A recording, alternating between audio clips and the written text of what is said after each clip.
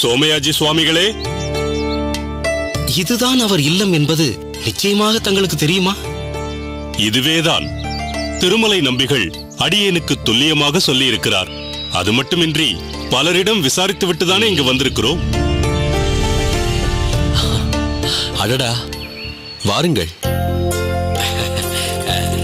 நமஸ்காரம். நமஸ்காரம். வாருங்கள், உள்ளே வாருங்கள். வாருங்கள் வாருங்கள் வாருங்கள், அமருங்கள். காந்திமதி, சுவாமி, தீர்த்தம் கொண்டு வா. இதோ கொண்டு வருகிறேன். சற்று இருங்கள், விசிறி கொண்டு வருகிறேன். பரவாயில்லை, வேண்டாம். தை மாதம் அல்லவா, அத்தனை புழுக்கம் இல்லை. தாங்களும் அமருங்கள்.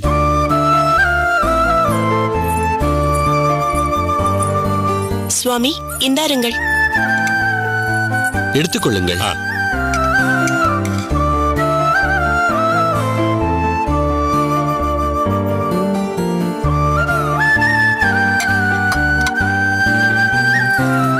எங்களை தாங்கள் யார் என்ன என்று கேட்கவே இல்லையே. அவசியமே இல்லை. திருமண் காப்பு துலங்கும் தங்கள் நெற்றியை பார்த்தவுடன் நீங்கள் ஸ்ரீ வைஷ்ணவர்கள் என்பதை அறிந்து கொண்டேன். உங்களை இதுவரை இங்கு பார்த்ததில்லை, ஆகையால் நீங்கள் ஸ்ரீபெரும்புதூரில் வசிப்பவர் இல்லை என்றும் தெரிந்து கொண்டேன். அகத்திற்கு வந்த அதிதிகளுக்கு முதலில் தீர்த்தம் கொடுக்க வேண்டும். அதன் பிறகே எதையும் பேசவோ கேட்கவோ வேண்டும். திருமலை நம்பிகள் தன் மாப்பிள்ளையை பற்றி சொன்னது எவ்வளவு சரியாக இருக்கிறது பாருங்கள். பண்பின் உறைவிடம் அவர் என்று சொன்னது வாஸ்தவமானதுதான். ஓ, நீங்கள் என் மைத்துனர் பெரிய திருமலை நம்பிகளுக்கு பரிச்சயப்பட்டவர்களா? பரிச்சயப்பட்டவர்கள் மட்டுமில்லை, நாங்கள் எல்லோரும் ஒன்றாக ஸ்ரீரங்க மடத்தில் கைங்கரியங்களில் ஈடுபட்டுள்ளவர்கள்.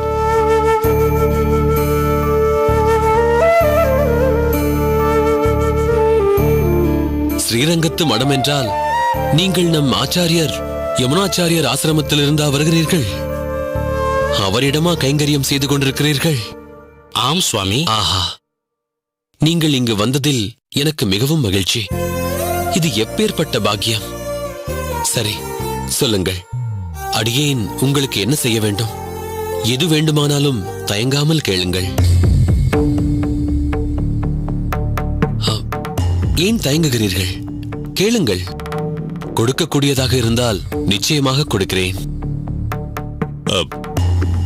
அது அது கேளுங்கள், தயக்கமே வேண்டாம்.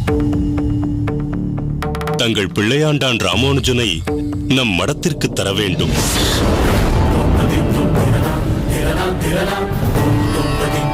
உங்கள் மைத்துனர் திருமலை நம்பிகள் ஒவ்வொரு முறை மடத்திற்கு வரும்போதும் ஆச்சாரியார் ராமானுஜரை பற்றி விசாரிக்கிறார்.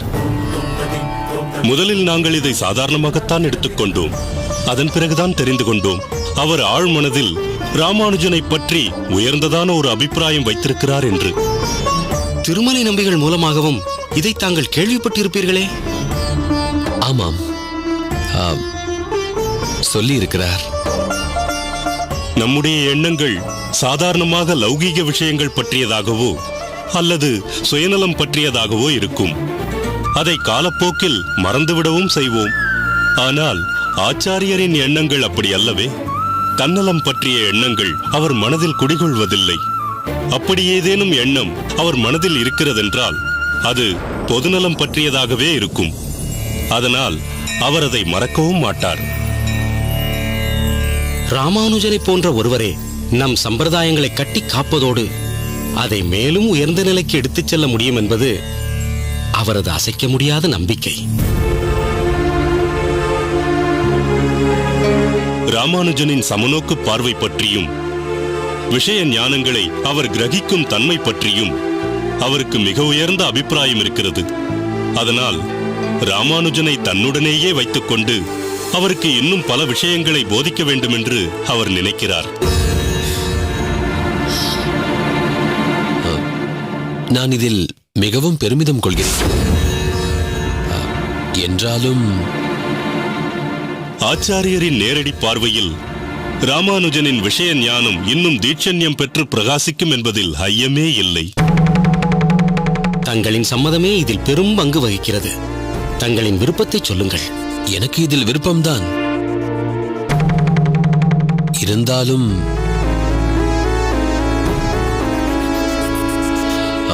இப்போதைய சூழல். சொல்லுங்கள் சுவாமி.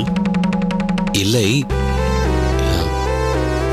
இப்போதைய சூழலில் எதுவாக இருந்தாலும் தயங்காமல் சொல்லுங்கள். அவர் சொல்ல மாட்டார்.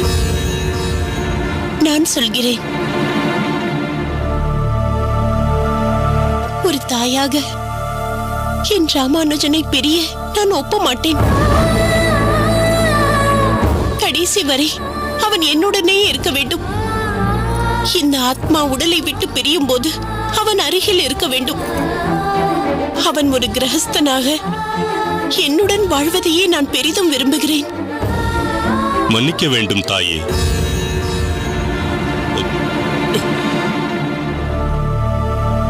இந்த உங்கள் ஆதங்கம் தேவையற்ற ஒன்று. தாங்கள் ஏதோ தவறாக நினைத்து விட்டீர்கள். அடியேன் கிரகஸ்தன்தான். ஏன், உங்கள் அண்ணா கிரகஸ்தர் இல்லையா? ஆச்சாரியரும் கிரகஸ்தராக இருந்து பின் சந்நியாசத்திற்கு வந்தவர்தானே. ராமானுஜன் ஆச்சாரியருடன் சில காலம் மடத்தில் தங்கி கற்க வேண்டியதை கற்ற பின் திரும்பி வந்து கிரகஸ்தாசிரமத்தை ஏற்றுக்கொள்ளப் போகிறார். அதற்காக ஏன் கவலைப்படுகிறீர்கள்? இல்லை, அவன் வரமாட்டான். அவனை அணு அணுவாக நான் அறிந்தது போல் வேறு எவரும் அறிய வாய்ப்பில்லை. எதையும் மேம்போக்காக பார்ப்பது அவன் சுபாவம் அல்ல. ஒவ்வொன்றையும் ஆராய்ந்து ஆழ்ந்து தன்னை அதில் ஈடுபடுத்திக் கொள்வான். தனக்கென வாழவே தெரியாதவன் அவன். சிறிது நேரம் கிடைத்தாலும் அதை பிறர் நலத்துக்கு செலவிடுவதையே விரும்புவான். உங்களைப் போன்றே மடத்தில் கைங்கரியம் செய்து கொண்டு அவ்வப்போது அகத்திற்கு வந்து செல்வான் என்றால் பரவாயில்லை. அதுவும் கூட எனக்கு மகிழ்ச்சி அளிக்கும். ஆனால் இல்லறத்தில் ஈடுபடுவதில் அவனுக்கு சற்றும் விருப்பமில்லை என்பதை நான் நன்கு உணர்வேன். மடத்திற்கு வந்து ஆச்சாரியரின் அருகிலேயே இருந்து விட்டால் இல்லறம் வேண்டாம் என்ற அவன் எண்ணம் இன்னும் உறுதி பெறும். பிறகு காஷாயத்தையே அவன் மனம் நாடும். தானும் ஒரு ஆச்சாரியனாக விளங்க வேண்டும் என்று விரும்புவான். அதுவும் அவன் சுயநலம் அல்ல, பொது நலம் கருதியே அதை விரும்புவான். உலகம் தான் சொல்வதை கேட்க வேண்டும் என்றால் ஒரு ஆச்சாரியனாக இருந்தால்தான் முடியும் என்பது அவனுடைய எண்ணம். இப்படி இருக்கும் ராமானுஜன் மடத்திலிருந்து திரும்பி வருவான், கிரகஸ்தாசிரமத்தை ஏற்பான் என்று எனக்கு கொஞ்சமும் நம்பிக்கை இல்லை. ஆச்சாரியரிடம் எல்லாவற்றையும் பக்குவமாக எடுத்து சொல்லுங்கள். ராமானுஜன் வரமாட்டான். மன்னிக்க வேண்டும். அவள் மிகவும் உணர்ச்சி வசப்பட்டு விட்டாள். தவறாக எடுத்துக் கொள்ளாதீர்கள். இதில் தவறென்ன இருக்கிறது? இதுதான் தாய்மை. ஒரு தாயின் உள்ள கிடக்கையை எவ்வளவுதான் முயற்சி செய்தாலும் ஆண்களாகிய நம்மால் உணரவே முடியாது என்பதுதான் உண்மை. சில நாட்கள் போகட்டும். நான் அவளிடம் மெதுவாக பேசி பார்க்கிறேன். இப்போதைக்கு இதை இப்படியே விட்டு விடுவதுதான் நல்லது. ஆமாம், மீண்டும் இதை பற்றி பேசினால் கடைசியில் கசப்புதான் மிஞ்சும். சரி சுவாமி, பெருமாளின் திருவுளப்படி எல்லாம் நடக்கட்டும்.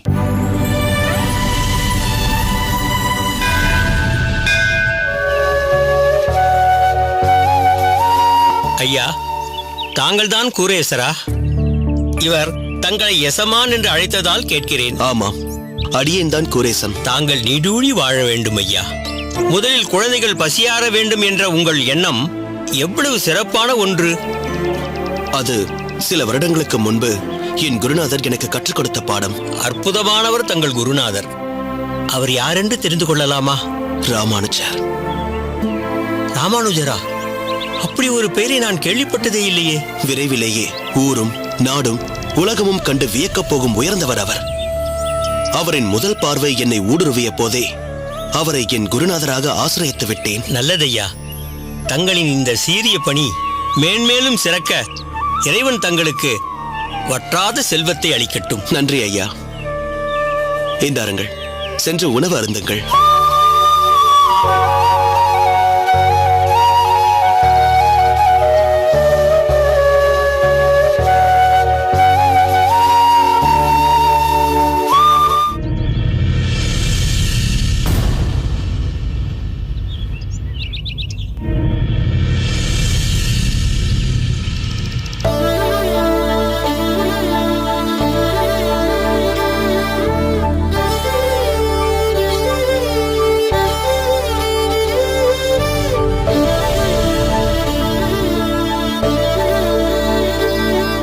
ராமானுஜரே, இது என்ன இனிமையான அதிர்ச்சி! சில நொடிகளுக்கு முன்புதான் தங்களை பற்றி அடியேன் பேசிக் கொண்டிருந்தேன். அப்படியா? பேசும் வாய்ப்பு இருந்ததால் தங்களை பற்றி பேசினேன். இல்லை என்றாலும் மனதில் சதா தங்களை பற்றியே எண்ணிக்கொண்டிருக்கிறேன். தங்களிடம் இருந்து ஏதேனும் அழைப்பு வராதா என்று கூட ஏங்கி இருக்கிறேன். நேரம் காலம் கூடி வரும்போது நிச்சயம் என்னிடமிருந்து அழைப்பு வரும். காத்திருக்கிறேன் ராமானுஜரே. இவர் யார்? பார்த்தாயா, மறந்தே விட்டேன். இவன் என் தம்பி கோவிந்தன். கணக்கு பிள்ளை, அன்னதானத்தை கவனித்துக் கொள்ளுங்கள். நான் இவர்களை என்னுடன் அழைத்துச் செல்ல வேண்டும். சரிங்க எஜமான், நான் பார்த்துக் கொள்கிறேன். நீங்கள் கவலைப்பட வேண்டாம். வாருங்கள் ராமானுஜரே. தங்களுக்கு இப்படி ஒரு தம்பி இருப்பதாக அடியனுக்கு இப்பொழுதுதான் தெரியும். கோவிந்தன் என் உடன் பிறந்த சகோதரன் என்று நினைத்து விட்டாயோ? இல்லை, இவன் என் சித்தி பிள்ளை. இவன் பெற்றோர்கள் மதுரமங்கலத்தில் வசிக்கிறார்கள். நீ என்னை சந்தித்தே வெகு நாட்கள் ஆகிவிட்டதல்லவா? உனக்கு தெரிந்திருக்க நியாயமில்லை. இவன் ஊரில் மென்மேலும் வசதிகள் இருந்தும் என்னுடன் தான் இருப்பேன், படிப்பேன் என்று ஸ்ரீபெரும்புதூருக்கு வந்துவிட்டான். இப்போது என்னுடன் தான் இருக்கிறான். கொடுத்து வைத்த தம்பி. இப்படி ஒரு கொடுப்பினை அடியனுக்கு இல்லையே. போகட்டும். தாங்கள் வரப்போவதாக முன்கூட்டியே எனக்கு யார் மூலமாவது தகவல் சொல்லி அனுப்பியிருக்கலாமே. நான் தங்களுக்கு வண்டி அனுப்பியிருப்பேனே. உன்னை பார்க்க வேண்டும் என்று தோன்றியது. அதனால் தான் உடனே புறப்பட்டு வந்துவிட்டேன். சரி, அது கூட பரவாயில்லை. கூரேசா என்று ஒரு குரல் கொடுத்திருந்தால் போதுமே, நான் ஓடோடி வந்திருப்பேனே. அதை விட்டுவிட்டு இங்கு வந்து தாங்கள் ஏன் வரிசையில் நின்றீர்கள்? நானும் வேற்றூரில் இருந்துதானே வந்திருக்கிறேன். இதையே அமுது செய்தால் போதும் என்றுதான் வரிசையில் நின்றேன்.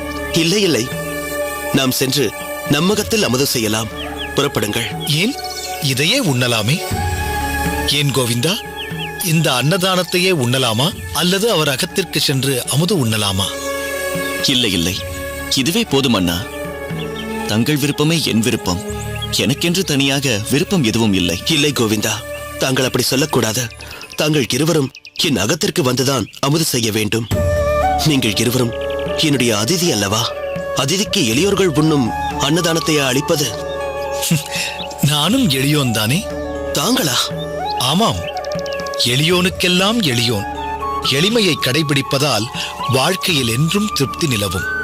வா, பிரசாதத்தை எடுத்துக் வாருங்கள்.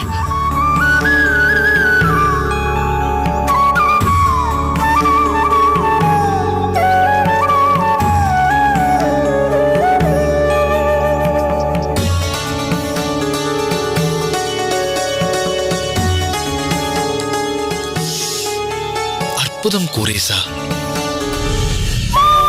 வாருங்கள்.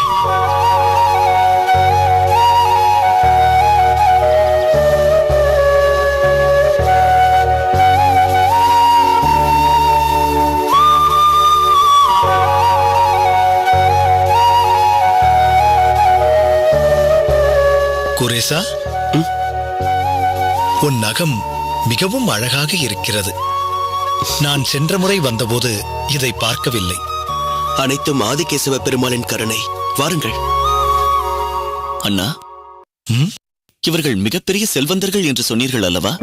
செல்வந்தர்கள் என்ற சொல்லுக்கே இலக்கணம் இவர்கள்தான். கூரேசன் அமுது செய்வது எதில் தெரியுமா? ஒரு தங்க வட்டிலில். அப்படியா? இந்த கூரத்தில் பாதி நிலம் இவர்களுடையதுதான். இருந்தும் மமதையோ அதிகாரப் போக்கோ சிறிது கூட இல்லை. பெரும் செல்வந்தர்கள் இவர்களைப் போன்ற நற்குணங்களுடன் இருப்பது அரிதிலும் அரிது. பண்ணையில் விளையும் பொருட்களை சிறிதளவே தங்களுக்கு வைத்துக் கொண்டு மீதியை பண்ணை ஆட்களுக்கு பிரித்துக் கொடுத்து விடுவார்கள். இவர்கள் நினைத்தால் செல்வத்தை சேர்த்துக் கொண்டே போகலாம். இதை போன்ற மாளிகைகளை கட்டிக்கொண்டே போகலாம். ஆனால் அவர்களுக்கு அதில் கிஞ்சித்தும் விருப்பமில்லை. பரோபகார சிந்தனையும் பெருமாள் மீது ஆழ்ந்த பக்தியும் கொண்ட வைணவ சிரேஷ்டர்கள் இவர்கள். கேட்கவே ஆச்சரியமாக இருக்கிறது அண்ணா. ஒவ்வொரு செல்வந்தரும் இப்படியே இருந்து விட்டால் பக்திக்கும் குறைவிருக்காது, பஞ்சமும் இருக்காது. சரி, வா, உள்ளே போகலாம். சரி அண்ணா.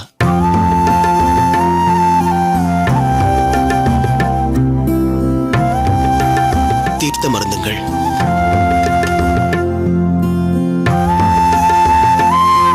மிக்க நன்றி. வாராமானுஜா, எப்போது வந்தாய்? சற்று முன்தான் வந்தோம். இவன் கோவிந்தன், அடியனின் அனுஜன், சித்திப்பிள்ளை. அப்படியா? மிக்க மகிழ்ச்சி. ராமானுஜா, நான் ஒன்று கேள்விப்பட்டேனே. உங்கள் ஊர் குடிசை பகுதியில் ஏதோ தமிழ் பாசுரங்களை அங்கே உள்ள மக்களுக்கு போதிப்பதாக அறிந்தேனே. அப்படியா? இது பற்றி தாங்கள் என்னிடம் கூறவே இல்லையே. அதற்கான சந்தர்ப்பம் வாய்க்கவில்லை, அவ்வளவுதான். என்ன ராமானுஜா, அதற்கு மாணாக்கர்கள் வருகிறார்களா? வருகிறார்கள். பாசுரங்களை கற்றுக்கொள்வதிலும் அதன் அர்த்தங்களை தெரிந்து கொள்வதிலும் நிரம்ப ஆர்வம் காட்டுகிறார்கள். அவர்களுக்கு இதிலெல்லாம் ஆர்வம் இருக்காதோ என்று நாம் தான் இத்தனை காலம் ஒதுங்கி இருந்தோமோ என்று தோன்றுகிறது. இருக்கலாம். யாராவது முயற்சி எடுத்து பார்த்தால்தானே தெரியும். உன் முயற்சி பலனளித்திருக்கிறது. என்ன கோவிந்தா, நீயும் அண்ணனுடன் வகுப்பிற்கு போவாயா? தவறாமல் போவேன். சில நேரங்களில் என்னை பாசுரம் போதிக்க சொல்லிவிட்டு அதை கவனித்துக் கொண்டிருப்பார். இந்த முறை மார்கழி மாதம் விடியற்காலை ஆண்டாளின் திருப்பாவையை குடிசை பகுதியில் அப்பகுதி மாணவர்களுடன் சேர்ந்து நாம சங்கீர்த்தனம் செய்வதாக இருக்கிறோம். நல்ல யோசனை. குரேசா, நாம் நம் தமிழ் மறையான இப்பாசுரங்களை இங்கே கூரத்திலும் கற்றுக் கொடுத்தால் என்ன? கற்றுக் கொடுக்கலாம். ஆனால் அதற்கு தங்களை போன்ற நல்ல ஆசான்கள் இங்கு இல்லையே. அது பற்றி கவலை கொள்ள வேண்டாம். இந்த தமிழ் பாசுரங்களையும் அதன் மகத்துவத்தையும் மக்களை அறிய வைக்க வேண்டியதே என் தலையாய பணியாக நினைக்கிறேன். இதற்காக மாதத்திற்கு 2 முறை நானோ கோவிந்தனோ அல்லது இருவருமோ இங்கு வர தயாராக இருக்கின்றோம். உனக்கும் தமிழ் பாசுரத்தை பாடமாக எடுக்கும் நுணுக்கத்தை கற்றுத் தருகிறேன். பிறகு யாருடைய துணையும் இல்லாமல் நீயே பாசுர வகுப்பை எடுக்கலாம். ஆஹா, இந்த சிறு வயதிலேயே இது எப்பேற்பட்ட அர்ப்பணிப்பு! குரேசா, ராமானுஜனை நீ நண்பனாக பெற்றது நீ பெற்ற பெரும் பாக்கியம். ராமானுஜனை நீ உறுதியாக பற்றிக்கொள். அவனிடமிருந்து நற்பண்புகளையும் சத் விஷயங்களையும் இன்னும் நன்றாக கற்றுக்கொள். அவன் சொன்னது போல் இங்கும் பாசுர வகுப்பு துவங்க ஆவண செய். நிச்சயம் செய்கிறேன் அப்பா. ராமானுஜா, கோவிந்தா, நீங்கள் எங்கள் அகத்திற்கு வந்தது எங்களுக்கு மிகவும் மகிழ்ச்சி. கூரத்தில் பாசுர வகுப்பு நடத்த ஏற்பாடு செய்யுங்கள். பாசுர வகுப்புக்காக இல்லை என்றாலும் அவ்வப்போது இங்கு வந்து செல்லுங்கள். நிச்சயம் வருகிறேன் சுவாமி. குரேசா, நான் சொன்னது நினைவில் இருக்கிறதா? நன்றாக நினைவிருக்கிறது அம்மா. அவர்களை வண்டியிலேயே அனுப்பி வைக்கிறேன். நீ கவலைப்படாதே பெருந்தேவி, அவையெல்லாம் கூரேசன் செவ்வனவே செய்வான். நீ வா. சரி, வாருங்கள். நாம் அடியனின் அறைக்கு சென்று சற்று ஓய்வெடுத்துக் கொள்வோம். அப்படியே சில ஸ்லோகங்களுக்கு அடியனுக்கு விளக்கம் தேவைப்படுகிறது. அந்த விளக்கத்தையும் தாங்கள் எனக்கு சொல்லி அருள வேண்டும். நிச்சயம் கூறுகிறேன். வாருங்கள்.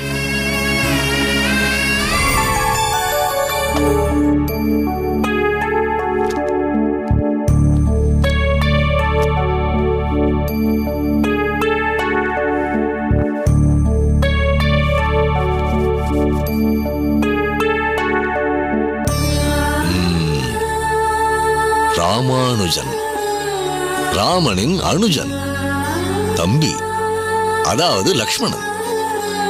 பிங்கள வருடம் சித்திரை மாதம் வளர்பிறை பஞ்சமி திதி வியாழக்கிழமை, நட்சத்திரம் திருவாதிரை, உதயாதி 7:30 நாழிகையில் சுபஜனனம்.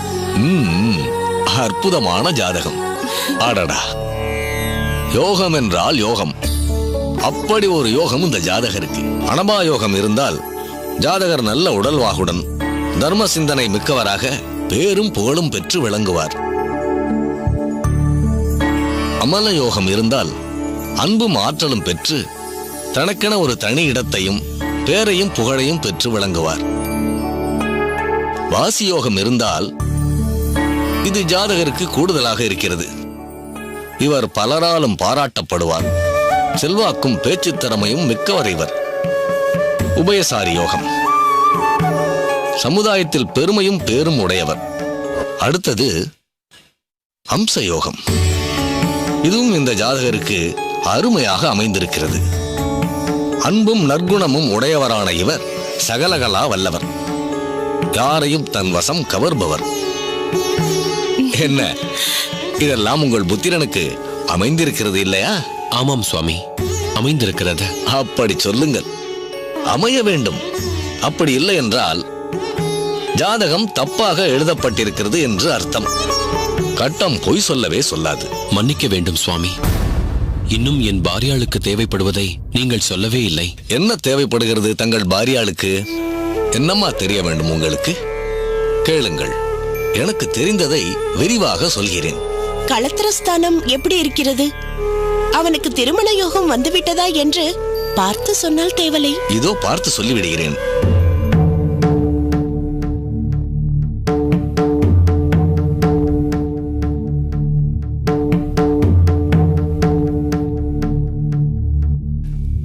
ஏழாம் வீடு களத்திரஸ்தானம்.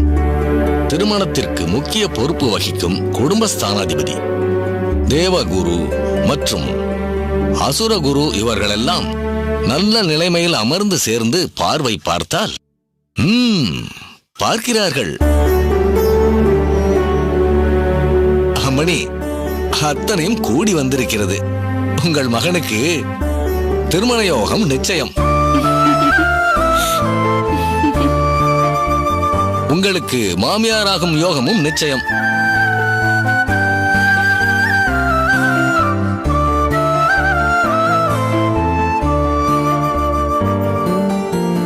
சரி, திருமணம் எப்போது நடக்கும் என்று ஏதேனும் தெரியுமா? பக்கத்தில் வந்துவிட்டது அம்மணி, வெகு பக்கத்தில் வந்துவிட்டது. எப்பொழுது வேண்டுமானாலும் நடக்கலாம். ஆச்சரியப்படுவதற்கு ஒன்றுமே இல்லை. உண்மையாகவா? நான் பொய் சொல்லலாம் சுவாமி. கட்டம் ஒரு காலம் பொய் சொல்லாது. மொத்தத்தில் இந்த ஜாதகக்காரர் மிகவும் யோகக்காரர். திருமண யோகமும் இப்போது கூடியிருக்கிறது. அமோகமாக இருப்பார். எந்த கவலையும் இல்லை. அவ்வளவுதான். இன்னும் ஏதாவது பார்த்து சொல்ல வேண்டுமா? இல்லை சுவாமி, மிக்க நன்றி. இருக்கட்டும்.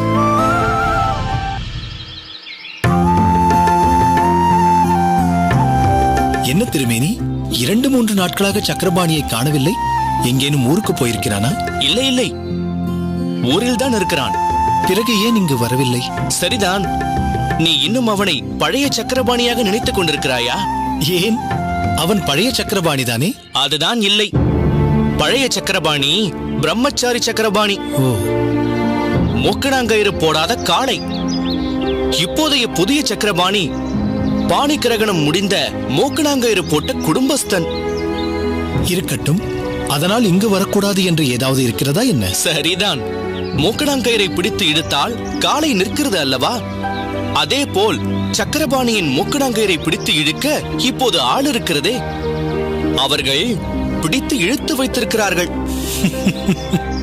ஆமாம் ராமானுஜா, திருமேனி சொல்வது ஓரளவு சரிதான். அவனுடைய மச்சினர் ஊரிலிருந்து வந்திருக்கிறார்.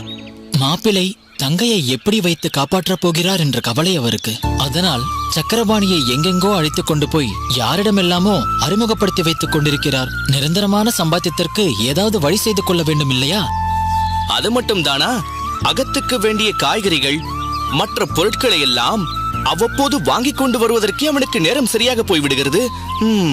இங்கே வருவதற்கு அவனுக்கு எங்கே நேரம்? மொத்தத்தில் குடும்ப பாரம் அவனை அழுத்த தொடங்கிவிட்டது என்கிறாய். ஆமாம். என்ன கோவிந்தா, ஏன் பதற்றத்துடன் இப்படி வேகமாக வருகிறாய்? என்னவாயிற்று? ஒன்றுமாகவில்லை அண்ணா, எல்லாம் நல்ல விஷயம்தான். அதை சீக்கிரம் உங்கள் காதில் போட வேண்டும் என்றுதான் வேகமாக வந்தேன். அப்படியா? சரி, என்ன நல்ல விஷயம் சொல். பெரியம்மா உங்களுக்கு கல்யாணம் செய்து வைக்கப் போகிறார்.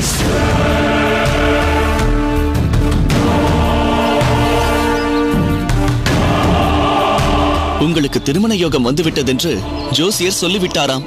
கூடிய சீக்கிரம் உங்களுக்கு திருமணம் தான். ஆஹா, இப்போதுதான் பேசிக் கொண்டிருந்தோம். வாழ்த்துக்கள் ராமானுஜா, சீக்கிரமே எங்களைப் போல் நீயும் கிரகஸ்தனாக போகிறாய். எங்களுக்கு மிகவும் சந்தோஷம். என்ன ராமானுஜா, சந்தோஷத்தில் வார்த்தைகளே வரவில்லையா? ஆஹா, எங்கள் ராமானுஜனை அகத்துக்காரராக அடைய எந்த ஊர் அக்ரகாரத்தில் எந்த பெண் கொடுத்து வைத்திருக்கிறாளோ தெரியவில்லையே. கோவிந்தா, உன் பெரியம்மா ஏற்கனவே ஏதாவது ஒரு பெண்ணை மனதில் வைத்திருக்கிறாராமா? பெண் பார்க்க ஏற்பாடு செய்து விட்டார்களா? அதை பற்றி எல்லாம் எனக்கு தெரியாது. ஆனால் விரைவில் அண்ணாவிற்கு நிச்சயமாக திருமணம் நடக்கும் என்று ஜோசியர் அடித்து சொல்லிவிட்டாராம். அது மட்டும்தான் எனக்கு தெரியும். ராமானுஜா, சாரங்கபாணியும் சக்கரபாணியும் வெறும் கிளைகள் தான். நீ எங்களுக்கெல்லாம் தலைவன் மாதிரி. நீ குடும்பஸ்தனாகி எங்களை எல்லாம் கவனிக்காமல் போய்விடுவாயோ என்று இப்போதே எனக்கு பயம் பற்றிக் கொள்ள ஆரம்பித்து விட்டது. அப்படியெல்லாம் பயப்படாத திருமேனி. ராமானுஜனின் அழகிற்கும் அறிவிற்கும் வரப்போகிறவள் பெட்டி பாம்பாய் அடங்கி விடுவாள். ராமானுஜன் அகத்தில் ராமானுஜன் வைத்ததுதான் சட்டம். என்ன ராமானுஜா?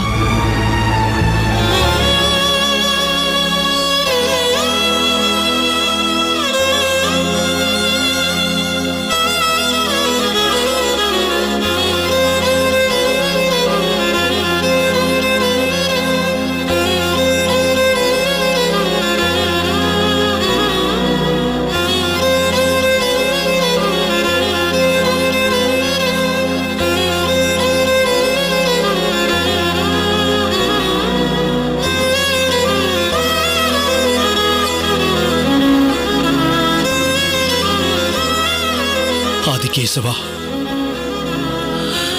பரந்தாமா, ஆபத் பாந்தவா, பக்தவத்சலா,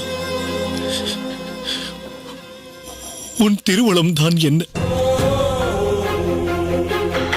சமுதாயத்தை சீர்படுத்தி ஹரிபக்தி எனும் உயர்ந்த பொக்கிஷத்தை அனைவருக்கும் வாரி வழங்க வேண்டும் என்ற என் பயணத்தை இல்லறம், குடும்ப பொறுப்பு, மனைவி, மக்கள் என்ற சுயநோக்கு சிந்தனையில் மாற்றி அடியேனை திசை திருப்புகிறாயா? இது முறையா? சம்சார பந்தத்தில் சிக்கி வெளிவர முடியாமல் திக்குமுக்காடும் கோடான கோடி சாமானியர்களுடன் என்னையும் சேரச் சொல்கிறாயா? இது நியாயமா? உனக்காகவே பிறந்து, உனக்காகவே வாழ்ந்து, உனக்காகவே மடிய வேண்டும் என்றுதானே அடியேன் எண்ணுகிறேன். இல்லறம் என்பதைப் பற்றி அடியேன் இன்று வரை எண்ணி பார்த்தது கூட இல்லையே. நாட்டமில்லாத ஒன்றில் சிக்க வைத்து அடியேனை வாட்டமுறச் செய்வதுதான் உன் திருவுளமா? வேண்டாம் கேசவா, வேண்டாம். எத்தனை பிறவிகள் எடுக்கவும் அடியேன் தயார். ஆனால் அத்தனை பிறவிகளிலும் உன் திருவுருவையே ஸ்மரித்து, உன் திருநாமத்தையே உச்சரித்து, உன் திருவடியையே சரணாகதியாக கொண்டு அடியேன் வாழ வேண்டும். என் மனம், செயல், வாக்கு அனைத்தும் உன் சேவைக்காக இருக்க வேண்டுமே தவிர அன்றாட தேவைக்காக இருக்கக்கூடாது. ஆதிகேசவா, அனைத்து காரணங்களுக்கும் காரணம் நீயே. ஏதோ ஒரு காரணத்தினால் உன் அடியவனை பற்றிக் கொள்ள நினைக்கும் திருமண பந்தத்திலிருந்து அடியேனை காப்பாற்று. பரந்தாமா, எனக்கென்று என்றேனும் ஏதேனும் அடியேன் கேட்டிருக்கிறேனா? 1000 கோடி ஜீவராசிகளும் அல்லலின்றி வாழ வேண்டும் என்றுதானே அல்லும் பகலும் அனவரதமும் அடியேன் கேட்டிருக்கிறேன். இப்பொழுது ஒரே ஒரு வரம், முதலும் கடைசியுமான ஒரே ஒரு வரத்திற்காக உன்னிடம் இறைஞ்சுகிறேன். கொடு கேசவா, கொடுத்துவிடு கேசவா. திருமணம் எனும் பந்தம் எனக்கு வேண்டாம். இல்லறம் என்னும் சகதியில் என்னை உடல வைத்து வேடிக்கை பார்க்க திருவுளம் கொள்ளாதே. தயை காட்டு தயாபரனே, தயை காட்டு. என்னை என் இலக்கினை நோக்கி செல்லவிடு. சம்சாரம் என்ற தடைக்கல்லில் என்னை இடறிவிட வைக்காதே. மீண்டும் அடியேனால் எழுந்திருக்க முடியாதபடி மட்டும் செய்து விடாதே. அடைக்கலம் தருவாய் ஆதிகேசவா, அடைக்கலம் தருவாய்.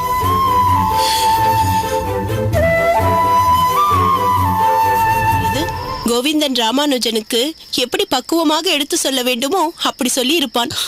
மாற்று பெண் நம் அகத்துக்கு வரும் நேரம் நெருங்கி விட்டது.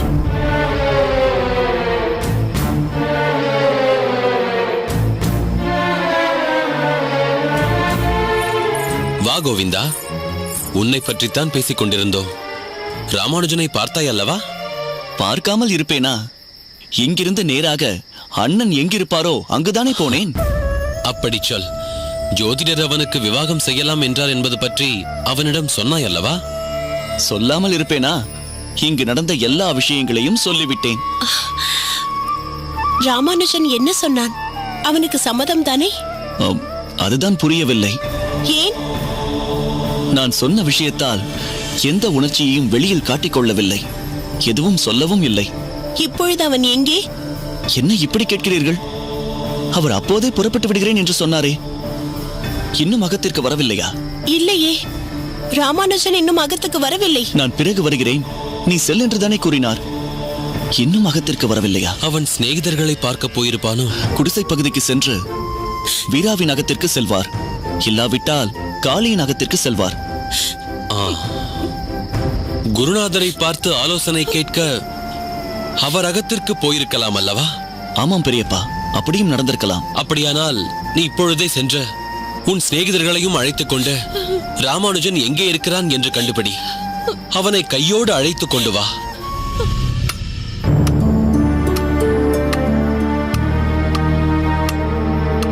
காளி, காளி. யாரு? யாரப்பா நீங்க? நாங்கள் தான் பாட்டி. அடடடே, நம்ம காளியோட சிநேகிதங்களா? என்னப்பா இந்த நேரத்துல? என்னாச்சு? ஏன் இங்கே நின்னு பேசிக்கிட்டு இருக்க? வா, உள்ள போகலாம். அதற்கெல்லாம் இப்போது நேரம் இல்லை காளி. ஒரு முக்கியமான விஷயத்தை கேட்க வந்தோம். என்ன கேட்க வந்தீங்க? ராமானுஜர் அண்ணா அகத்திற்கே வரவில்லை. எங்கே போனார் என்றே தெரியவில்லை. காளி, ஒருவேளை உன்னை பார்ப்பதற்காக ராமானுஜன் இங்கு வந்தானா என்று கேட்பதற்காக வந்தோம். ராமானுஜன் இந்த பகுதிக்கு வந்தால் ஒன்று உன் வீட்டிற்கு வருவான், இல்லையென்றால் வீரா வீட்டிற்கு போவான். வீரா வீட்டிலும் விசாரித்து விட்டோம், அவன் அங்கும் வரவில்லையாம். அதனால்தான் இங்கு தேடி வந்தோம். இல்லையே, நாம சந்திச்சதுக்கு அப்புறம் நான் ராமானுஜனை பார்க்கவே இல்லையே.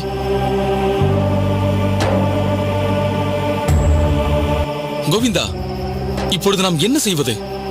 நமக்கு தெரிந்த எல்லா இடங்களிலும் சென்று நாம் தேடிவிட்டோமே, ராமானுஜனை எங்கும் காணவில்லையே. என்னப்பா சொல்றீங்க? எங்க குடும்பத்துல விளக்கேத்தி வச்ச புள்ளப்பா அது. அந்த புள்ளைய காணோன்னு சொல்றீங்களே. பாட்டி, நீங்கள் பதற்றப்படும் அளவிற்கு ஒன்றும் நடந்துவிடவில்லை.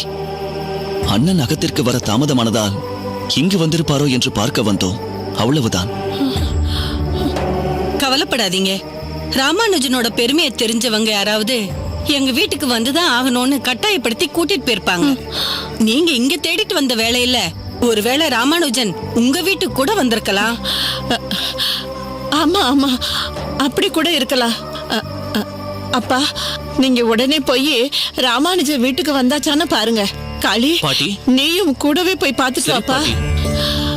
அது வரைக்கும் என் மனசுக்கு நிம்மதியே இருக்காது. கவலைப்படாதீர்கள் பாட்டி. ஏகாதசி விரதம் இருக்கும் தங்கள் வாழ்த்தை பெற்ற என் அண்ணன் ராமானுஜருக்கு எந்த குறையும் ஏற்படாது. நாங்கள் சென்று வருகிறோம். காளி, நீயும் வா.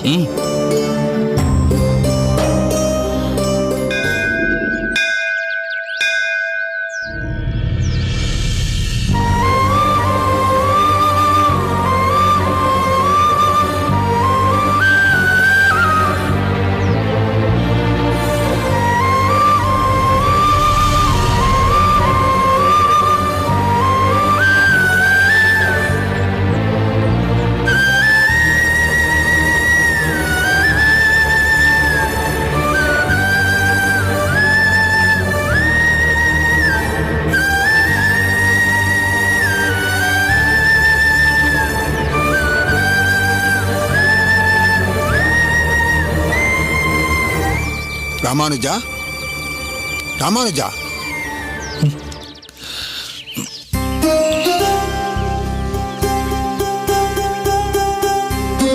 என்ன ராமானுஜா இது?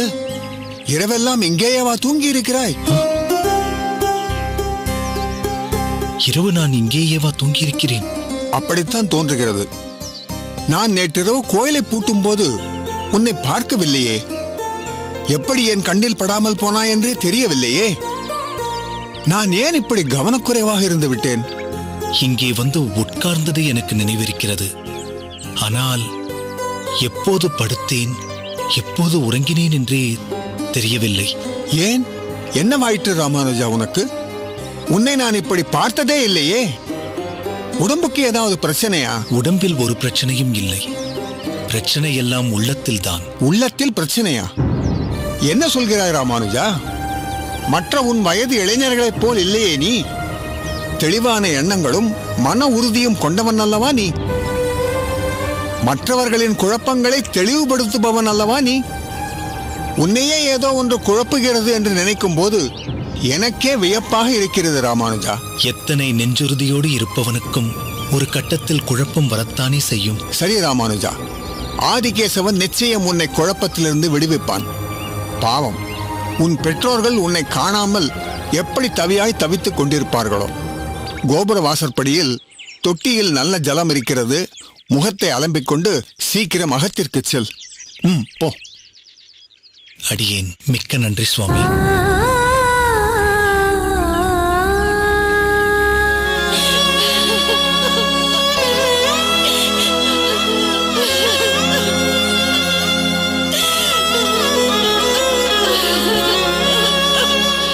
ராமானுஜா, ஐயோ ராமானுஜா, தவமாய் தவம் இருந்து பெற்ற பிள்ளை ஆயிற்று அவன்.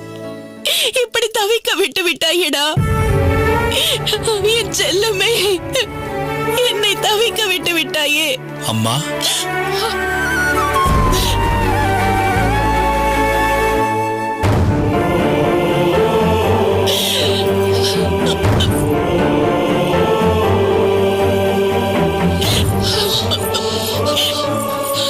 ராமானுஜா, என் கண்ணே, வந்து விட்டாயா? எங்கே போய் விட்டாய்? பெற்ற வயிறை எப்படி பதைக்க வைக்க உனக்கு எப்படியடா மனம் வந்தது? இனிமேல் என்னை விட்டு எங்கு போக மாட்டேன் என்று சொல் ராமானுஜா. இனிமேல் நீ என்னை விட்டு எங்கு போக கூடாது. போக மாட்டேன். எங்கே போயிருந்தாய் ராமானுஜா? எங்களிடம் சொல்லாமல் நீ எங்கும் போக மாட்டாயே. உன்னை தேடும்படி வைத்து விட்டாயே. எங்களிடம் சொல்லாமல் போக வேண்டிய நிர்பந்தம் உனக்கு என்ன வந்தது? அமுது கூட செய்யாமல் இரவு முழுவதும் எங்கேயப்பா போய்விட்டாய்? கோயிலுக்கு போயிருந்தேன் அம்மா. கோவிலுக்கா? சரி, பிறகு? பெருமாளை சேவித்தேன். ஏதேதோ எண்ணங்கள் மனதில் அலைபாய்ந்து கொண்டிருந்தன. அப்படியே உட்கார்ந்தவன் உறங்கியிருக்கிறேன். என்றால் இரவு முழுவதும் கோவிலிலேயே உறங்கியிருந்தாய்? ஆமாம் அப்பா. இப்போதுதான் அர்ச்சகர் என்னை எழுப்பி அனுப்பினார். என்னப்பா இது? அப்படி என்ன எண்ணங்கள் உன்னை குழப்பி இருக்கின்றன? பிடிக்கவில்லை. என்ன பிடிக்கவில்லை? கல்யாணம். என்ன சொல்கிறாய் ராமானுஜா? எனக்கு கல்யாணம் வேண்டாம் அம்மா.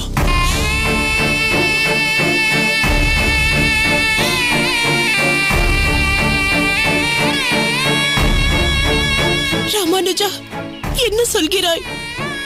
எனக்கு கல்யாணம் செய்து வைக்க நீங்கள் மும்முரமாக இருக்கிறீர்கள் என்று அறிந்தேன். என் ஜாதகத்தை வைத்து ஜோசியரிடம் என் திருமண யோகத்தை பற்றி கேட்டதாகவும் அறிந்தேன். ஆமாம், கேட்டோம். உனக்கு திருமண யோகம் வந்துவிட்டதாகவும் அவர் சொன்னார். ஆனால் திருமணம் பற்றிய எண்ணமே என் மனதில் வரவில்லையே. இனி வரலாம். வரலாம் என்ன? வரும். எப்போது யோகம் கூடி வந்திருக்கிறதோ அப்போது தன்னாலேயே இந்த எண்ணமும் வரும். வர வேண்டாம் அம்மா. அதையே தான் நான் எப்போதும் பெருமாளிடம் வேண்டிக் கொண்டிருக்கிறேன்.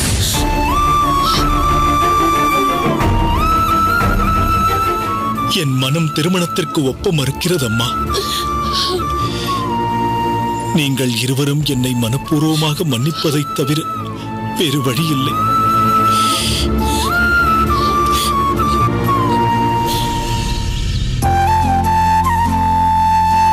அதோ அங்கு வருவது ஆறாவமுதன் தானே?